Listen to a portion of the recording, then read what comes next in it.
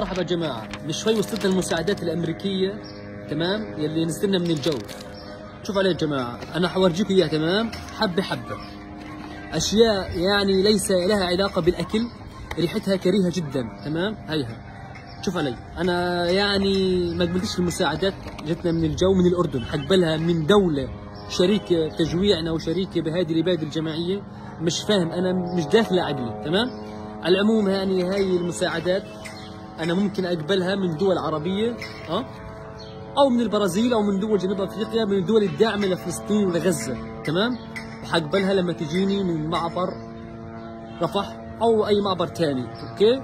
تجينا عشان إحنا بني آدمين، ما تجيناش من الجو، أوكي؟ هذه مكانها واحد وحيد.